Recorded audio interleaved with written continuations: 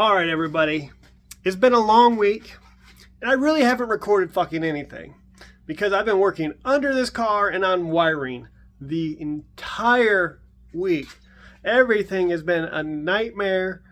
You know, I started the week off working on some wiring, and I thought that my turn signals had went wrong, and worked for hours tracing wires, only to find out that my emergency flasher relay, which doesn't work, was on, which was why my blinkers didn't work. And this is after I put in my new gauge cluster, did some rewiring to make sure everything was working there, and everything was except for the blinkers.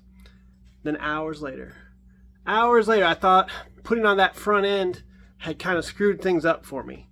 You know, I thought I pinched a wire, pinched a ground, something of that nature. But anyways, less bitching.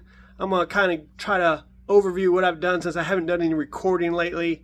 It's just, wiring is hard to record, and it's tedious, and it's not going to amount to much. So I did a couple other things as well. So we'll go. For one, we've got it jacked up. We got the rotors off, and we're going to be doing the brakes this weekend. So hopefully we'll get some recording done there. We got the new gauge cluster put in. Everything's working there. My tack works.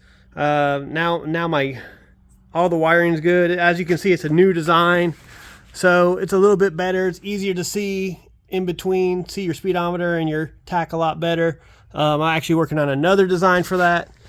It's going to be hard to see, but I put another fuse box here, and the reason I did that is my fuse box is a little messed up, and I didn't want to keep on tapping accessory wires into it.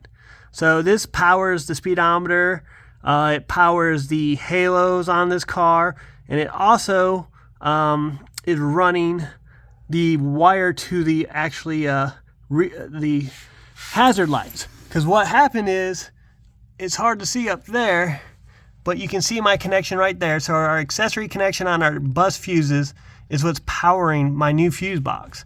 And I just got a copper piece of metal with a soldered on wire attaching to that. And then this other wire right here on the end goes up and is attaching to the hazard lights. So the hazard fuse is corroded and not powering even with a good fuse. So I took that fuse and ran it to the good side of the bus fuse with another piece of copper rod. So now that fuse is operating the hazard. So my hazards are now working. So we'll go ahead and turn the lights on. I've had the relay rewire the side marker lights. I've had to rewire our blinkers. So that's all new. So as you can see, all my stuff is working. And another thing I got that fuse panel doing. Let me go ahead and turn this off. I've got to plug my key in, but that is wired using ignition wiring. Well, I'm not sorry. That accessory wire to the fuse box actually, is a ignition power. So you have to turn on your ignition before it'll get power, right? So if I can get my key in without making too much of a, oh Jesus. Everything goes wrong when you're video recording. But anyways, so now when you put the ignition on, we got daytime driving lights, and I decided to use the orange ones. So I just decided to do that. It was that or the standard white, and I wasn't going to use these as blinkers, so I said, you know what, let's make it different. Let's run with daytime running lights of that. So that's got wired up too. We've been doing stuff like this all day. I had to do some work on my shifter here. So this needed tightening because when I put the handle on it, it wouldn't pull up properly. So there's a mechanism on the bottom of that this wire attaches to, this little ball here, and it's a nut. And you have to take a flathead screwdriver on the bottom of the screw there and then turn the nut to get it to tighten. So it's a pain in the ass. You have to take the whole shifter rod out to work on it. So, but done that. We also now have our relocation in for our heater controls.